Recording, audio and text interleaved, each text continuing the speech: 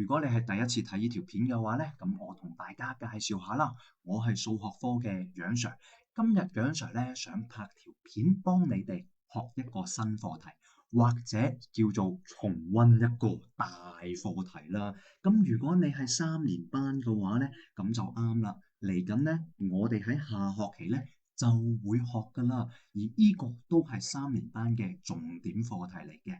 咁如果你係4、5、6年級嘅話咧，咁就啱晒啦。嚟緊1月份咧，同埋3月份，好多同學仔都會有第2次考試噶啦。咁而你哋係4、5、6年級嘅話咧，必考啊，一定考。如果唔考嘅話咧，楊 Sir 以後用依個樣嚟教書得唔得？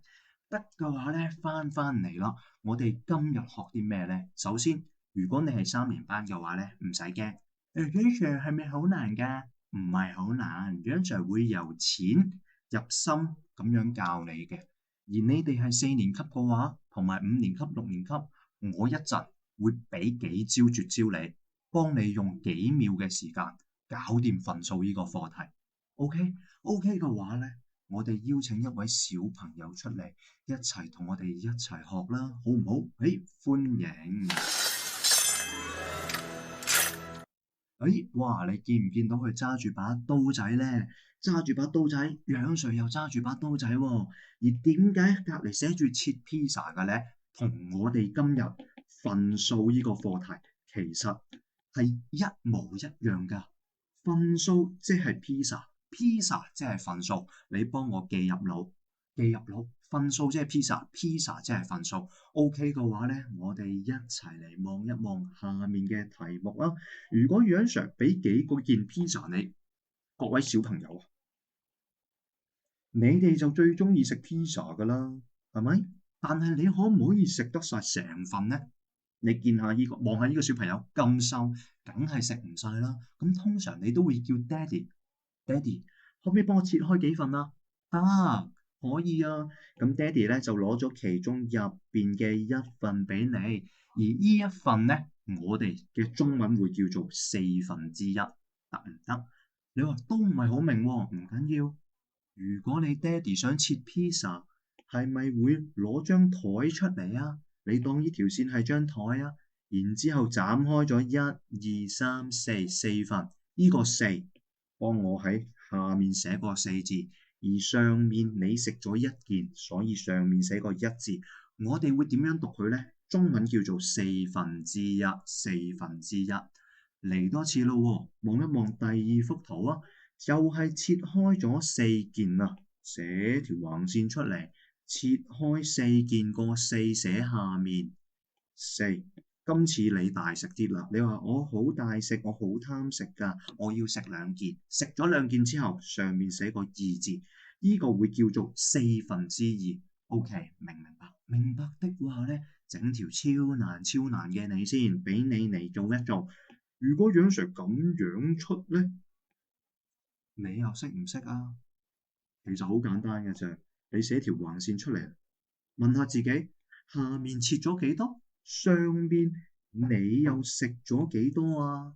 聰明嘅你，我諗你已經諗到答案啦。當然係1、2、3、4，切咗4件，上面食咗1件、2件，上面就寫個2字，明唔明白？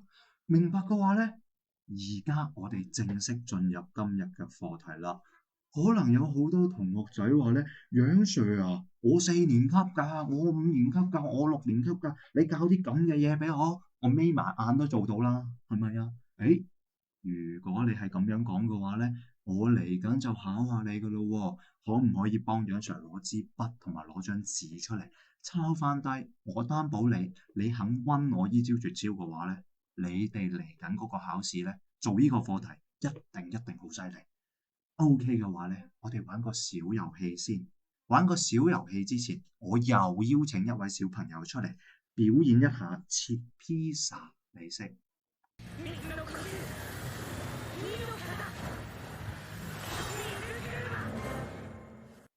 哇！你見唔見到佢切披薩切得幾勁啊？咁我哋望一望咯噃，睇一睇我哋嘅筆記嘅呢一頁先。如果你話楊 Sir 排大細我好叻好叻㗎，叻嘅話我俾2秒時間你做。嗱，我再出簡單啲啦，為咗有3年級嘅同學仔睇，我3個數字啫，只需要3個數字，你即刻幫我由大排到細，俾我睇一睇啊！OK，好，咁我哋翻嚟啦。我會點做呢？見唔見到下面呢堆數字全部都係4？啱啱楊 Sir 講咗啦，下面嘅數字代表住切披薩，上面係代表住你食咗有幾多件。咁楊 Sir 好快咁樣畫件披薩出嚟俾你望一望咯噃，切咗4件，切咗4件。切咗4件，咁第一個人食咗幾多件啊？食咗3件啊，上面佢食咗3件啊，咁你幫我畫落去啊，1、2、3，哇！呢個小朋友都幾犀利嘅喎。如果楊 Sir 有一日變成咁樣，咁你咪食咗我。咁我哋繼續睇埋第2幅圖啊，哇，都係切咗4件，上面吃了2件，吃咗2件，幫我畫出嚟啊，1件、2件，搞掂。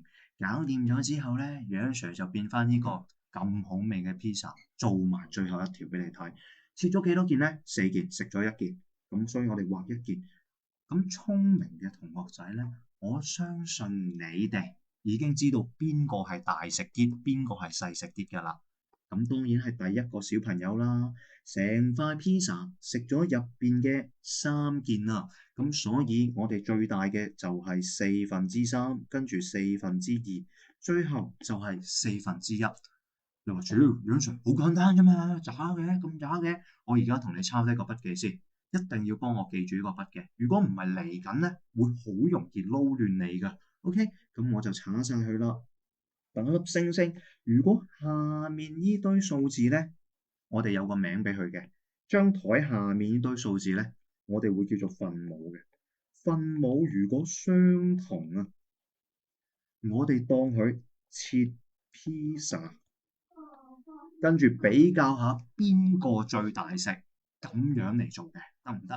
下面嘅分母相同，我當佢切披薩咁樣嚟做。你搞掂完呢一個課題之後咧，我哋去到第2個題目啊！呢條難唔難啊？難啊！提升咗好多好多好多。楊 Sir 都出簡單啲俾你啊！我擦走個1啊！嗱，做呢條咧，你會發覺下面你又話係切披薩嘅，下面你又話切披薩嘅。楊 Sir 啊，佢又切8件，又4件，又5件咁樣，我好難比較啫。係啦。冇錯，真係好難比較。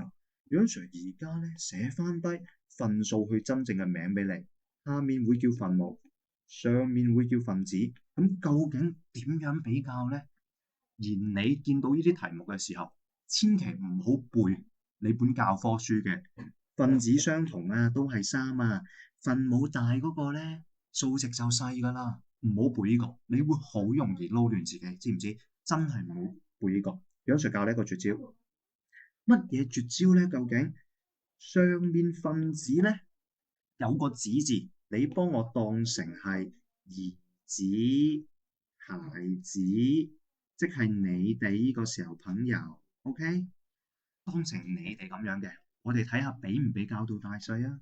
喂，上面咧啲分子全部都係3、3、3，你哋個個小朋友都係得3歲，個個都3歲。比唔比較到大同細？咁梗係唔得啦！個個3歲，個個都係一樣歲數，咁點樣比較大細呢？我哋而家就要揾下面呢一個數字，下面我哋會叫做分母啊！你見到個母字呢，幫我幻想成係你哋屋企嘅母親大人啊！幻想成你哋嘅母親大人，如果你幻想唔到嘅，我變俾你睇啊！嗱，你哋嘅媽咪咧，通常都係咁樣噶啦，戴住個眼鏡，電咗個頭髮，係咪？咁我又問下你咯，你見到下面呢一堆分母之後，點樣比較大細咧？你問下你媽咪，中意自己後生啲，定係中意自己老啲？咁梗係唔使問啦，梗係好似楊 Sir 而家咁樣，又後生又靚女，咁樣就越好啦，係咪？咁如果下面邊個數字最後生啊？咁梗係四個最後生啦，得唔得？所以係3/4最後生，跟住係5歲嗰個最後生，跟住就係到8歲嗰個最後生噶啦。咁樣你就可以搞掂噶啦，得唔得？得嘅話咧，我出幾條例題考下你咯喎。OK，嗱，有一日你哋咧而家就10歲，有一日又有個小朋友係10歲，但係你哋媽咪咧就完全唔同歲數啦。有一個媽咪就99歲，有個媽咪又999歲。咁我問下你，你點比較大細啊？比唔比較到咧？俾2秒時間你，比較唔到咧。你話楊 Sir 啊，個個都咁老，99歲喎，變咗佢阿婆啦，點比較大細啊？我哋去翻今日嘅絕招，上面係十，上面係十，上面叫分子，上面叫分子。兩個兒子，兩個孩子，小朋友都係10歲10歲，比唔比較到大細？比較唔到，比較唔到就比較分母，比較你哋媽咪，比較分母，比較啊分母，比較啊，邊個後生啲，邊個靚女啲啊？呢個99歲一定後生過999歲啦，後生啲咁咪好啲，好啲咪靚女啲，靚女啲咁咪大啲咯。所以我哋一個大於號打落去，寫落去，咁就搞掂噶啦。所以你幫我記住呢一招之後咧，後面嗰啲題目係好輕鬆，好輕鬆做到噶。而家楊 Sir 俾到最後一條例題你哋啊，俾你哋測試下今日你哋究竟有冇認真聽書咧？OK，如果你可以做到嘅話咧，歡迎你哋喺下面 comment 嗰度打個答案出嚟，俾楊 Sir 望一望你。咁到時咧，我會檢查翻你哋嘅答案嘅。